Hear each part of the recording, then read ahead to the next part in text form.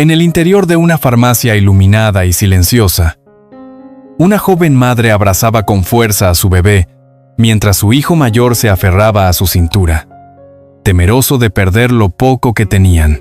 Sus ojos mostraban una tristeza que no cabía en palabras. Detrás de ellos, un hombre elegante en traje gris quedó inmóvil, sorprendido por la escena. Era un millonario acostumbrado a ver cifras, no lágrimas, y aquel instante iba a sacudirlo más que cualquier crisis financiera de su vida. Antes de continuar, permíteme desearte salud y paz. Dime, ¿desde qué país y a qué hora estás viendo esta historia? La mañana andaluza lucía templada y limpia, con olor a azahar flotando desde los naranjos de la calle y un murmullo de guitarras que salía de un bar cercano. En los balcones colgaban farolillos nuevos, preparados para la feria de abril. Y por la acera pasaban vendedores con ramos de flores y abanicos. La farmacia del barrio, pequeña y de azulejos claros, abría su puerta automática a un ir y venir silencioso de vecinos que se saludaban con un «buenas tardes», aunque aún fuese mediodía. Entre ese tránsito, Alejandro Herrera cruzó el umbral con paso firme, sin llamar la atención salvo por el corte impecable del traje y el brillo discreto del reloj. Rara vez pisaba sus propias farmacias como cliente. Lo sabía todo por informes trimestrales, dashboards y tablas de márgenes. Cada línea una decisión. Cada porcentaje una victoria o una alerta. Para él, el negocio era un mapa de cifras donde las personas aparecían como flujos, nunca como historias. Por eso, al entrar, no miró primero a los clientes, sino a los lineales. Orden, stock, rotación. A la derecha, járabes. Al fondo, crónicos. En la cabecera, solares con promoción. Mentalmente marcó una nota. Mejorar la señalización de genéricos. Ajustar precios ancla. Revisar el planograma. Detrás del mostrador estaba doña Carmen, la farmacéutica de siempre. Cabello gris recogido y gafas al borde de la nariz. Le sonrió con formalidad y un «buenas, don Alejandro». Él respondió cortés, breve. Preguntó por las ventas de la semana, por las recetas más habituales, por la competencia de la farmacia de la esquina. Doña Carmen contestó sin rodeos. Había días buenos, otros flojos. Muchos clientes mayores comparaban precios céntimo a céntimo. Algunos buscaban alternativas más baratas. Él asentía, ya acostumbrado a traducir la realidad a KPI. Unidades por ticket. Margen por familia de producto. Una mujer mayor aguardaba en la cola repasando monedas en la palma. Un hombre con boina estudiaba el envase de un antihipertensivo. Una joven miraba la estantería de vitaminas. Dudando, Alejandro se movió por el local con la distancia de quien evalúa una maquinaria. Midió espacios. Anotó mentalmente quiebres de stock. Se agachó para comprobar etiquetas. Preguntó por el proveedor que tardaba más de la cuenta. A cada paso, la rutina de los años le salía automática. Detectar, corregir, optimizar. La gente a su alrededor hablaba bajo. El timbre de la puerta sonaba a intervalos. Y un niño en la calle reía al perseguir una pelota que rebotaba contra la pared. Por la radio de la farmacia, sintonizada en una emisora local, alguien comentaba que este año la feria vendría más alegre que nunca, que los trajes de flamenca ya estaban listos, que habría casetas nuevas en el Real. El comentario llegó claro entre dos anuncios de cremas. Promesa de fiesta a pocos días.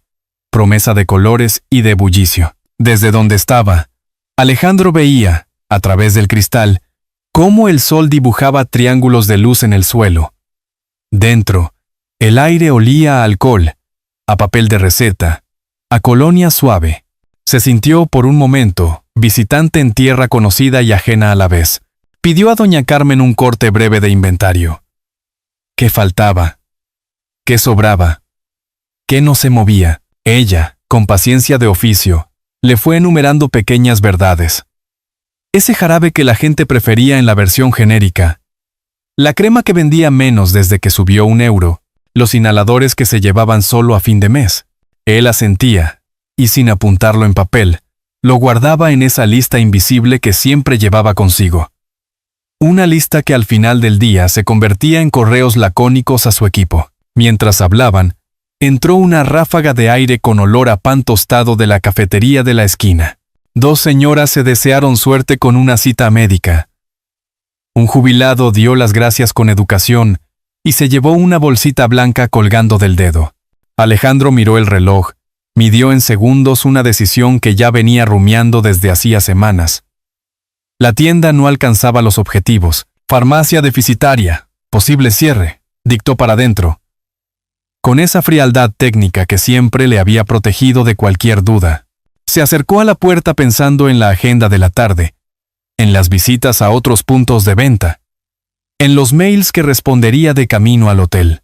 El cristal reflejó su figura correctamente planchada, los zapatos lustrados, el gesto neutro de quien se sabe al mando. Dio un paso.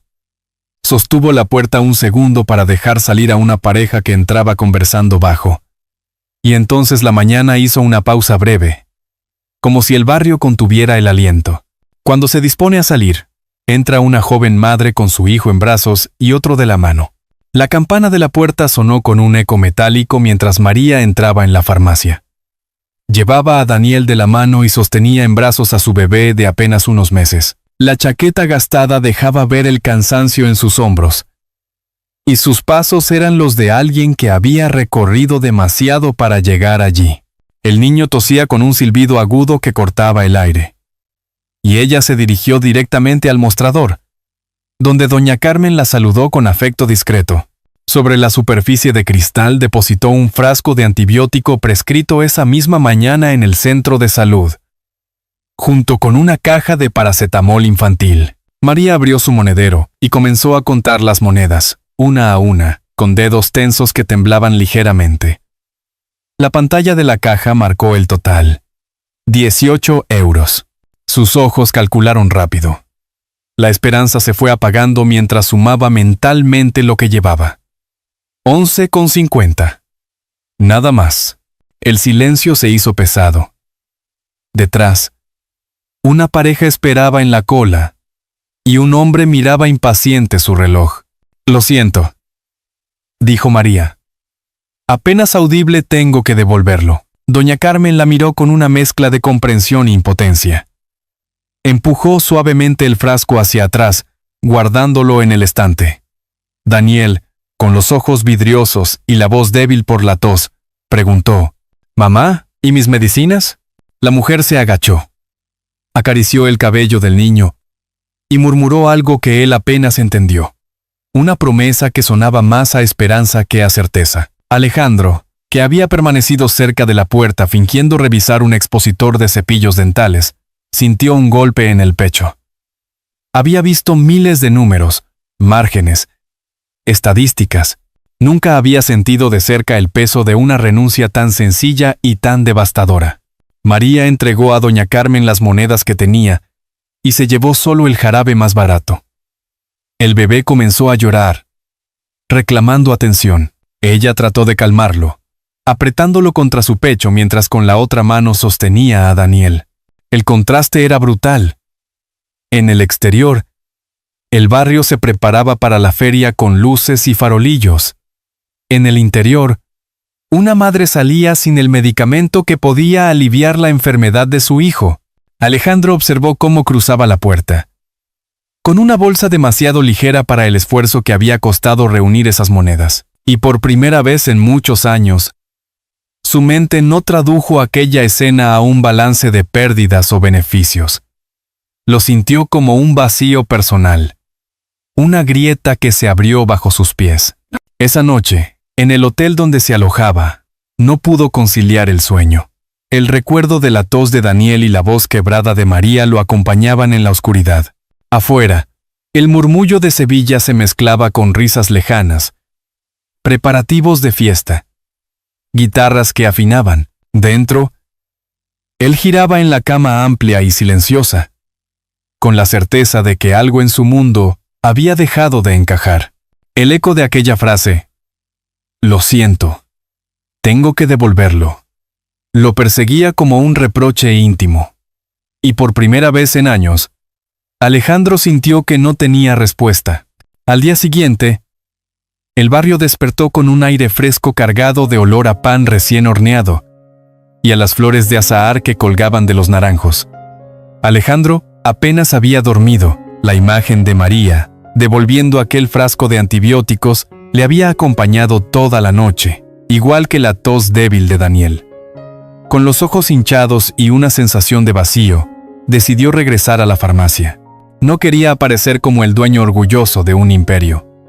Necesitaba observar con otros ojos. Por eso se vistió con vaqueros sencillos, una sudadera gris, gorra y gafas de sol. La farmacia ya estaba llena a media mañana. Un anciano con bastón se apoyaba contra el mostrador, contando céntimo a céntimo para pagar su medicación para la atención.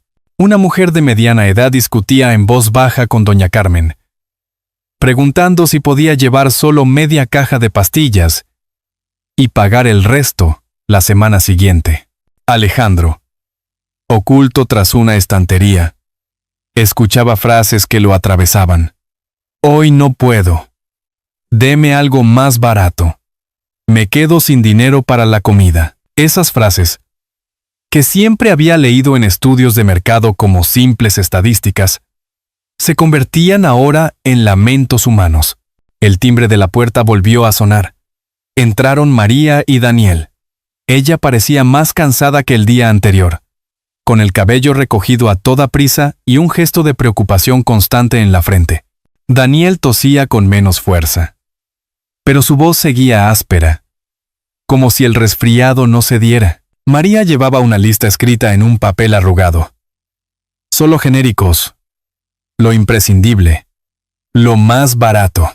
Recorrió los pasillos con rapidez, cogió un jarabe sencillo, un paquete de paracetamol y un sobre de infusiones que alguien le habría recomendado. Nada más. En el mostrador, doña Carmen la atendió con la paciencia de quien conoce a sus clientes de toda la vida. María sacó billetes pequeños y varias monedas. Pagó exacto, con esa mezcla de alivio y dignidad de quien gana una batalla mínima pero crucial. Alejandro observaba en silencio, sintiendo cómo cada gesto de ella le enseñaba más que todas las presentaciones de PowerPoint vistas en su vida. De pronto Daniel se giró hacia él. Se acercó sin timidez, arrastrando los zapatos desgastados. Con una sonrisa inocente, extendió un papel doblado. Era un dibujo hecho con lápices de colores. En él, un sol enorme brillaba sobre una casa sencilla. Dos figuras estaban de la mano, una mujer y un niño. «Mira, es mi mamá y yo», dijo con orgullo. Alejandro lo tomó entre sus dedos como si fuera un documento frágil. Sintió un nudo en la garganta. Aquel trazo torpe hablaba más que cualquier informe. Esperanza, ternura, familia. No supo qué responder.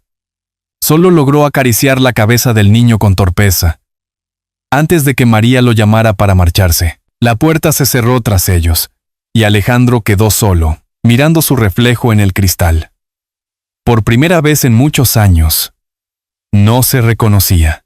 El traje caro, el reloj de oro, las cifras en su cabeza, todo parecía hueco. En su interior, una pregunta insistente lo quemaba.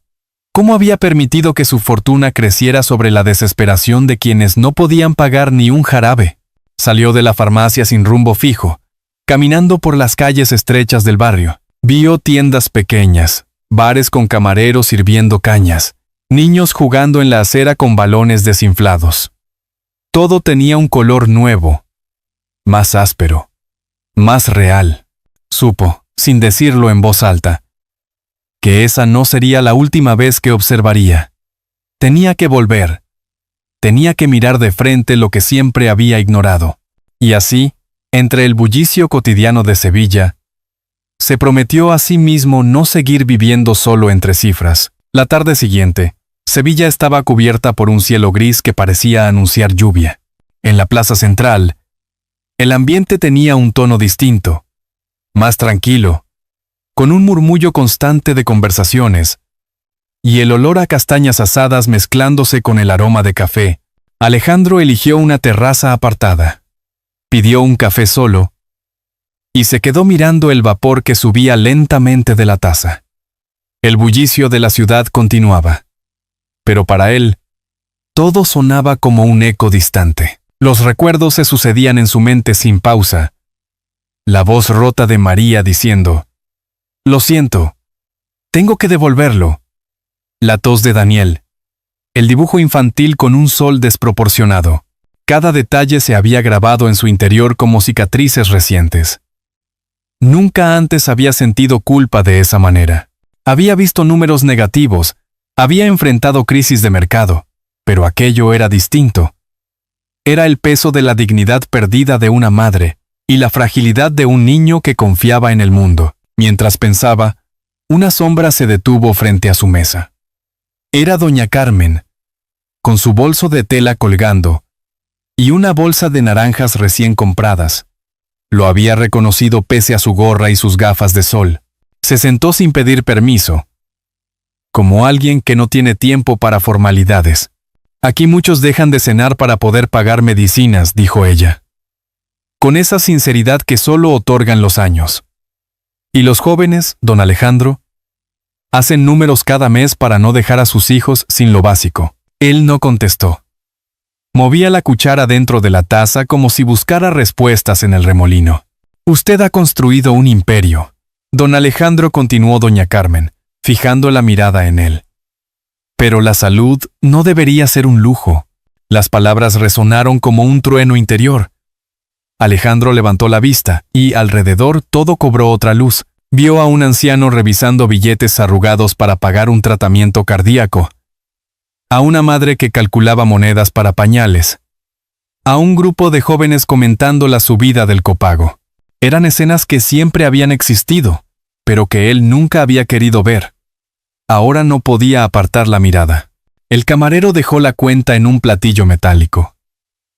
Alejandro puso un billete y, por primera vez en mucho tiempo, dejó unas monedas de más. Fue un gesto mínimo, pero sintió que significaba algo. Un inicio.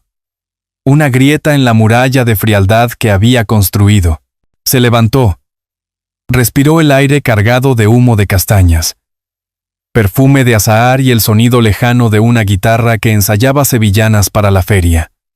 Todo el barrio parecía empujarle hacia una decisión inevitable. Sacó el móvil, marcó un número, y cuando su asistente respondió, dijo con voz firme: «Convoca al consejo. Esto tiene que cambiar». Colgó y permaneció de pie, observando cómo la plaza seguía su vida normal. Niños riendo, camareros corriendo de mesa en mesa, ancianos charlando en bancos. Supo que había cruzado un límite invisible. La frase de doña Carmen seguía golpeando en su interior como una campana.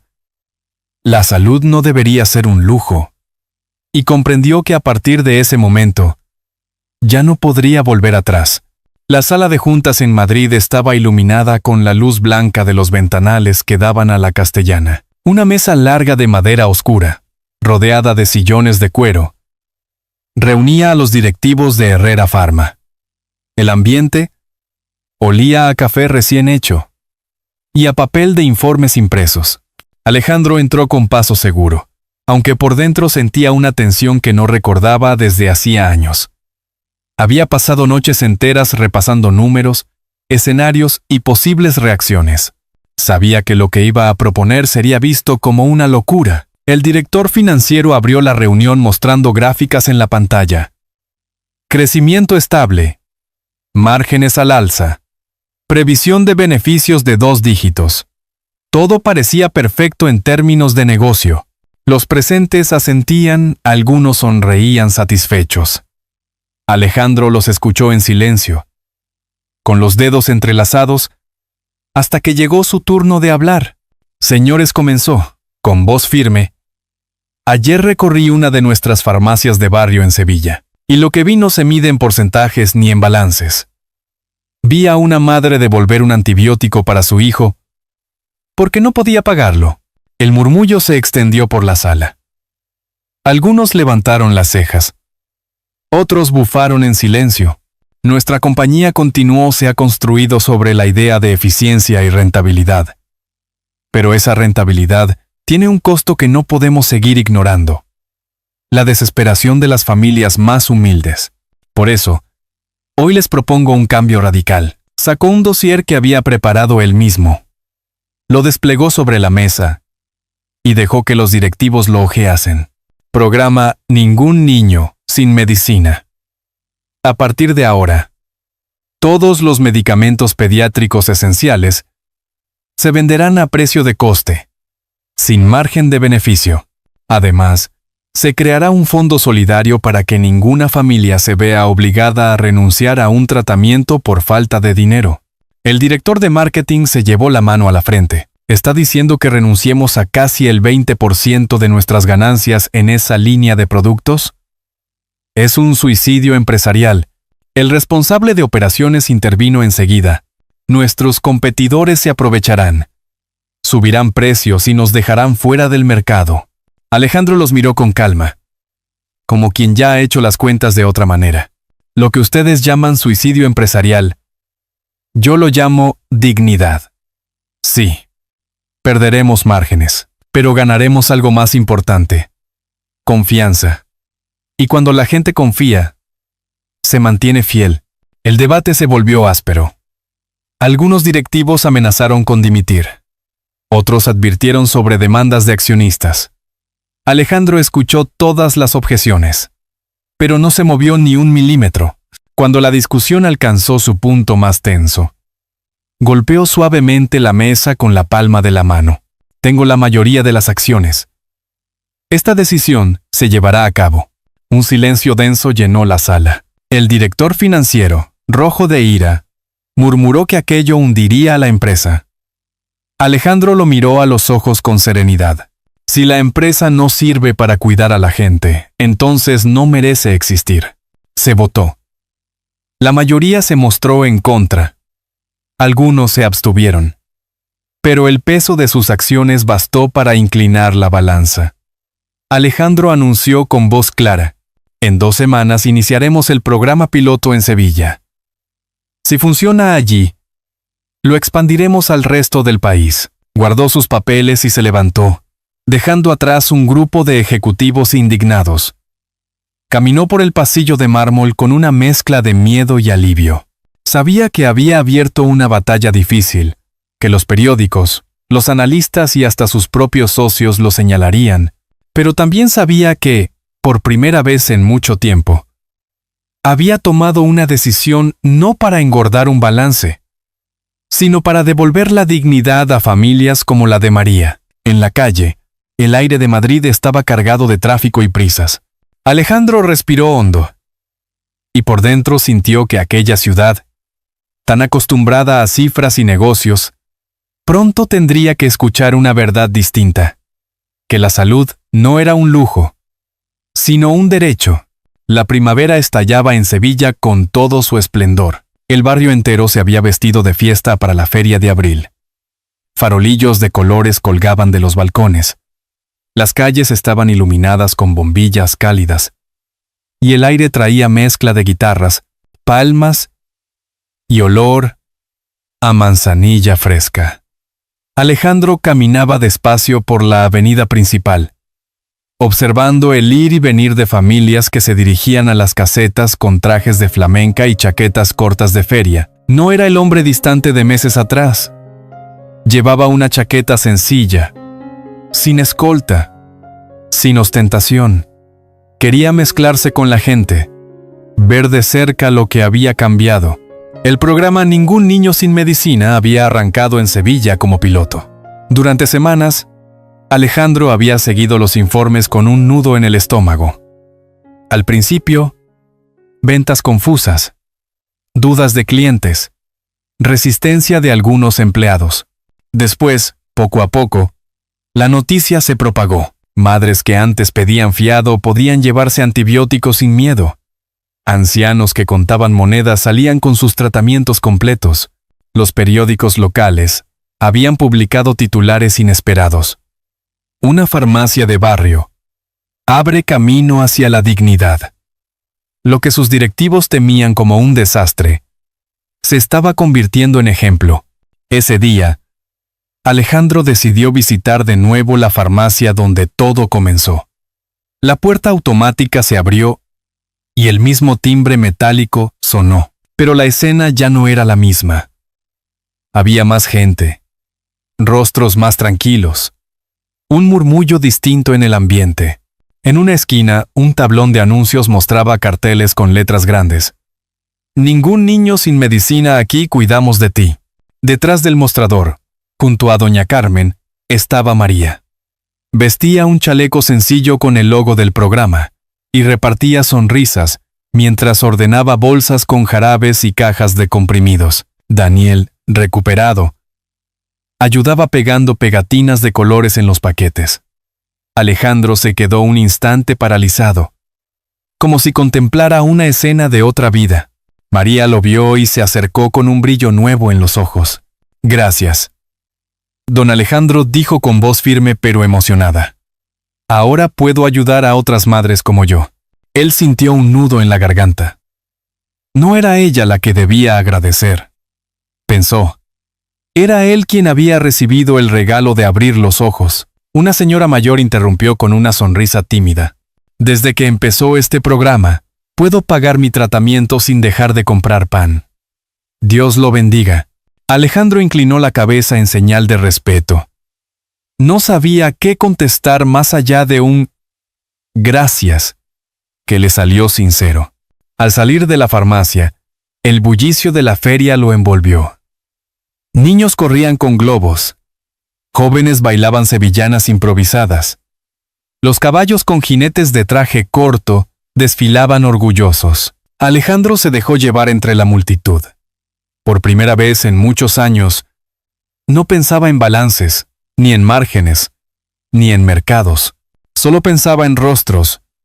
El de Daniel sonriendo con su dibujo. El de María devolviendo medicinas que ya nunca tendría que devolver. El de doña Carmen repitiendo: la salud no debería ser un lujo. Se detuvo frente a una caseta decorada con farolillos verdes y blancos.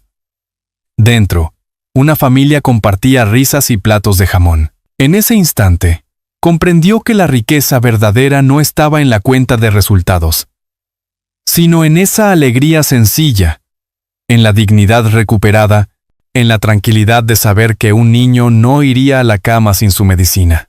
La música de una guitarra sonó más fuerte, y Alejandro se sintió parte de algo más grande que su propia historia. Había perdido aliados, lujos y hasta amistades de conveniencia, pero había ganado una comunidad, y esa comunidad, con sus voces y su gratitud, era el mayor patrimonio que podría haber soñado. Mientras el cielo de Sevilla se iluminaba con fuegos artificiales, Alejandro supo que su vida había cambiado para siempre. No volvería a ser el hombre de antes. Había aprendido que, a veces, basta un gesto o una madre devolviendo una caja de medicinas para iniciar una revolución de dignidad. La feria ya había bajado el telón, pero en la memoria colectiva quedaba el murmullo de guitarras, el destello de los farolillos y el olor a azahar que se pegaba a la piel como un recuerdo dulce.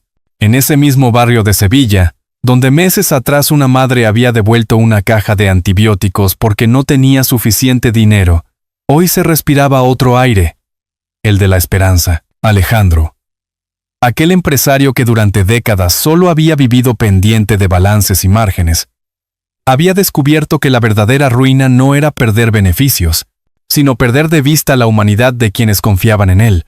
María, la joven madre que un día salió de la farmacia con los ojos humedecidos por la vergüenza, ahora volvía a ese lugar cada mañana como voluntaria, entregando sonrisas y bolsas con medicinas. Y Daniel, el niño que le había enseñado a Alejandro un dibujo infantil, crecía sano, con la risa fácil y la certeza de que en el mundo aún hay adultos que cumplen sus promesas. Queridos oyentes, les pregunto con cariño, si esta historia les ha conmovido, Dejen un 1 en los comentarios para hacérnoslo saber. Y si creen que podría contarse de otro modo, marquen un 0 y compartan su opinión sincera. Cada número, cada palabra, nos ayuda a seguir construyendo este espacio de historias que nacen de la vida misma. La lección que nos queda es sencilla pero profunda. El dinero puede comprar comodidades, pero no garantiza paz en el alma. Lo que realmente sostiene a una sociedad es el amor incondicional. La capacidad de reparar los errores y de ofrecer a los demás un hogar donde sentirse seguros. La bondad, incluso la más pequeña, tiene el poder de alterar un destino. Todos merecemos sentirse parte de una familia, porque el calor humano es más fuerte que cualquier riqueza. Cuando alguien decide vivir no solo para sí mismo, sino también para los demás, se abren caminos nuevos, insospechados. Igual que una vela encendida en la ventana guía al caminante extraviado en plena noche, un gesto sencillo de compasión puede iluminar la oscuridad más densa de la vida. Y este mensaje nos toca a todos. A ustedes y a mí. ¿Quién no ha recibido alguna vez un gesto de cariño inesperado que cambió el rumbo de su día? Tal vez fue una llamada, un abrazo o una mano tendida en silencio. Si lo piensan bien, esas pequeñas luces han marcado nuestros recuerdos más cálidos, mucho más que cualquier triunfo material. La felicidad verdadera llega cuando aprendemos a vivir para otros, cuando nos atrevemos a pedir perdón y a reparar lo que rompimos, cuando decidimos que nuestra riqueza más grande es la sonrisa de quienes nos rodean. Deténganse un momento. Respiren hondo y miren a su alrededor. Quizá haya alguien que necesita de su palabra amable, de su compañía, de esa chispa de esperanza que solo ustedes pueden dar. No hacen falta gestos grandiosos. Basta con estar presentes, con escuchar, con tender la mano. Si esta historia ha resonado en su corazón, compártanla con alguien cercano. Nunca sabemos qué semilla de consuelo o de fe puede germinar en el alma de quien la recibe, porque, al final,